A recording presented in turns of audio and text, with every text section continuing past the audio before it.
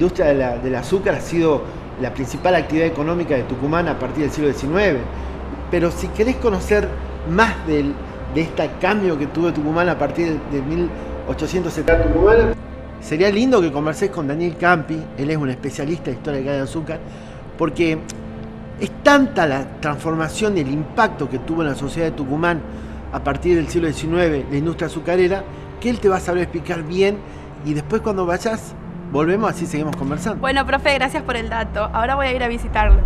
¿Cuáles fueron los orígenes de la moderna industria azucarera en Tucumán? Bueno, la moderna industria azucarera se identifica con el vapor, la electricidad, el ferrocarril, de alguna manera con la revolución industrial. Eso ocurrió en Tucumán en un periodo que va más o menos desde 1880, unos años después que llega el ferrocarril, hasta 1895. En esos pocos años, y especialmente en los años desde 1880 a 1885 más o menos, desaparecen los viejos ingenios, que eran, digamos, con tracción animal, trapiches de palo, mulas, bueyes. Todo se hacía, digamos, con una tecnología de tipo colonial, y en muy pocos años eso cambia, y el azúcar se va a producir en Tucumán como se producía en los ingenios más, digamos, tecnológicamente avanzados de Europa, que producían el azúcar sobre la base de la remolacha azucarera, y del Caribe, especialmente de Cuba, que fue en lo que es la América hispana, digamos, el centro que revolucionó la producción del azúcar sobre la caña. En esos años, digamos, se va a producir en Tucumán la más intensa transformación económica y social. Digamos, toda la provincia va a ser de alguna manera reorganizada en función de la producción azucarera. Se van a fundar unos 40 ingenios, de los cuales van a quedar hacia 1900 unos 30 funcionando. Van a llegar varias empresas ferroviarias, va a haber ferrocarriles estatales, privados. Los propios ingenios trazan líneas férreas, digamos, para aprovisionarse de la caña y para sacar el azúcar, para enviarlo al mercado. Y desde el punto de vista social, digamos, va a haber una élite nueva, un empresariado azucarero muy vinculado a la política, digamos, tanto provincial como nacional, y, digamos, también, digamos, un contingente muy numeroso de trabajadores asalariados. Es decir, de pronto, en muy pocos años, Tucumán cambia económica y socialmente. ¿Y qué papel cumple el Estado nacional y provincial en este cambio que sufre la provincia de Tucumán? Bueno, en este sentido, digamos, quienes intervinieron en estas transformaciones fue tanto el sector privado como el sector estatal. El Estado, digamos, brindó, digamos, un marco jurídico apropiado, generó condiciones para que el azúcar fuera competitiva. Digamos, el contexto mundial no era favorable para que surgiera la industria azucarera en Tucumán, porque había una caída extraordinaria de los precios.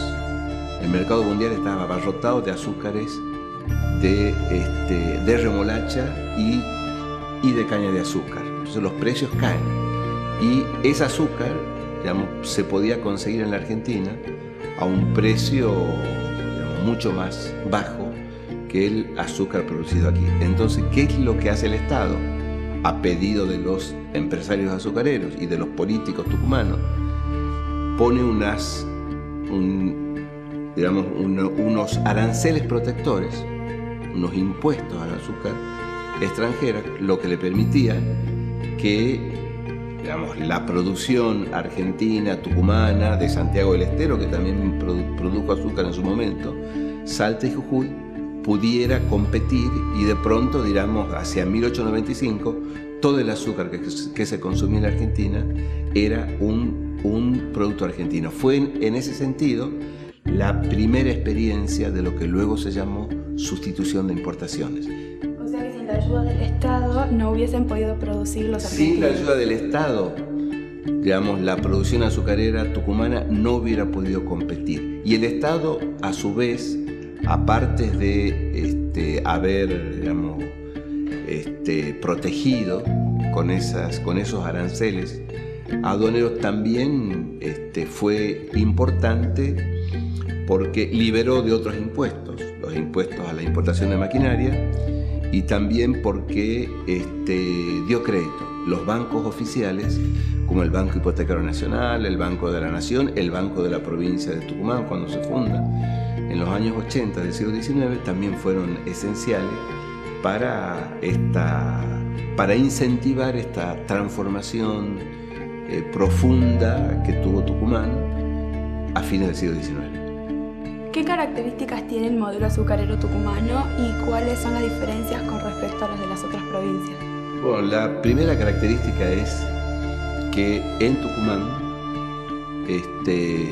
coexistieron las grandes propiedades con propiedades, digamos, pequeñas y medianas. Digamos, en Tucumán, digamos, existió, a diferencia de Salta y Jujuy, el pequeño cañero, el campesino cañero. Llegó a haber en algún momento más de 20.000 pequeños productores. Vos que sos de Simoca, esa es una zona de gran concentración cañera. Claro, incluso ahora todavía sigue habiendo pequeños productores. Sigue habiendo pequeños productores, algunas familias que son a su vez productores cañeros y trabajadores asalariados en otro tipo de actividad. El sulky, que es el símbolo de Simoca, es el vehículo del pequeño productor, digamos, del campesino cañero. En ese sentido, ese fue, digamos, la singularidad tucumana. Aquí también estaba el cañero. Y los cañeros pelearon, con los industriales por el precio de la caña. Y se organizaron en la Unión Cañeros Independientes de Tucumán, UCIT, como los trabajadores se organizaron en la FOTIA, en la Federación Obrera de la Industria Azucarera de Tucumán. Por eso Tucumán, la industria azucarera tucumana fue una industria que estuvo tensionada por ese conflicto entre dueños de ingenio industriales, cañeros y trabajadores. Esa fue, digamos, la diferencia, ¿no? Entre Tucumán y las otras provincias. Con el norte, claro, las otras provincias en realidad Salta y Jujuy, porque, digamos, el azúcar en el litoral, el azúcar se produjo en el norte de Santa Fe, en Chaco, en Corrientes, queda hoy un pequeño ingenio de Misiones, siempre fue, digamos, un 2, un 3% del argentino, un 1% quizás. Recorriendo el museo y en uno de los paneles que hablaba de inestabilidad. Claro, crecimiento en la inestabilidad. Claro,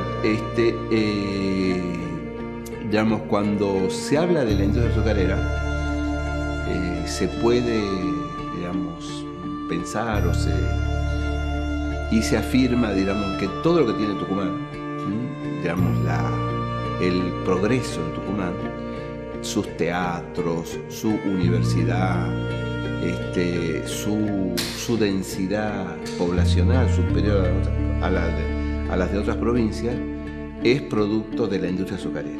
Y en cierto sentido, eso es verdad. Digamos, Tucumán se transforma en la capital económica y cultural del norte argentino, en uno de los polos de la cultura que tiene el interior argentino gracias a la industria azucarera. Pero al mismo tiempo, esa industria atravesó una serie de crisis periódicas que generaron situaciones complicadas, pobreza, situaciones dramáticas como los años 60 del siglo XX, con el cierre compulsivo de 11 ingenios por parte de la dictadura del general Onganía, por lo que de alguna manera uno puede acreditar, poner en una balanza muchos elementos positivos y en la otra balanza, en la parte de lo negativo, esa inestabilidad que sin embargo no impidió de que la industria avanzara. Por eso se habla de crecimiento en la inestabilidad. Cada tanto una crisis de sobreproducción y también crisis biológicas, ¿no? Como las plagas. ¿Cuáles fueron las consecuencias del cierre de estos ingenios? Bueno, las consecuencias fueron dramáticas, ¿no? Pensá que de 27 ingenios se cerraron 11, casi el 40%. Los planes de la dictadura eran cerrar unos cuantos ingenios más, pero digamos, la lucha de los trabajadores, de los comerciantes, de los cañeros, de toda la población, participaban los curas párrocos, los clubes, todo el mundo, salvaron algunos ingenios.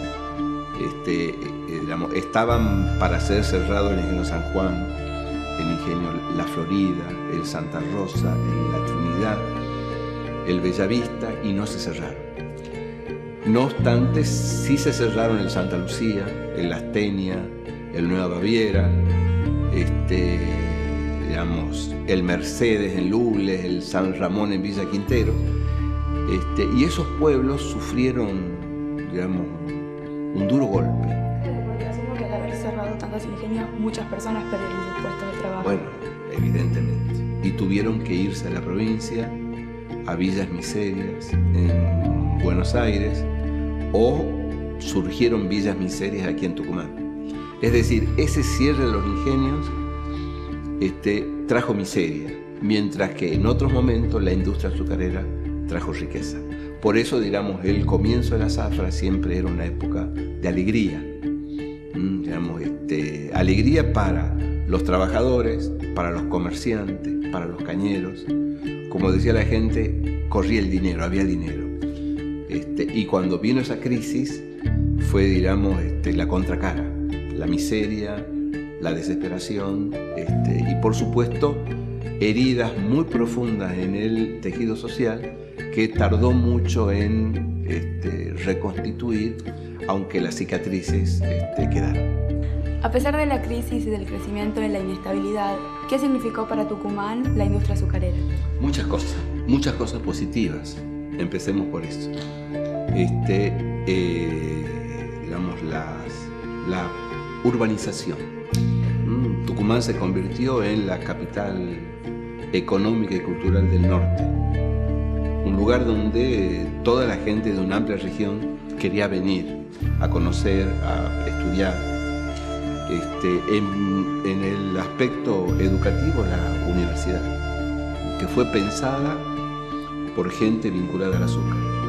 Su primer rector, Juan Beterán, era, digamos, a la vez que un gran intelectual, un industrial azucarero, que se había imaginado a la universidad como un lugar para la formación de ingenieros, de químicos, de técnicos, de agrónomos, y también para la capacitación técnica de los obreros. Al mismo tiempo, bueno, digamos, en torno a cada ingenio surgió un pueblo, surgió una ciudad. Y en esas ciudades surgieron bibliotecas, asociaciones, escuelas, por lo que yo diría que digamos, Tucumán fue, digamos, una de las provincias más importantes del interior argentino gracias a la producción azucarera. De no haber sido por el azúcar, la principal actividad económica de Tucumán hubiera sido el Estado. Hubiéramos sido una provincia subsidiada por el Estado central. Sin embargo, Tucumán tenía vida propia, capacidad propia, creaba riqueza.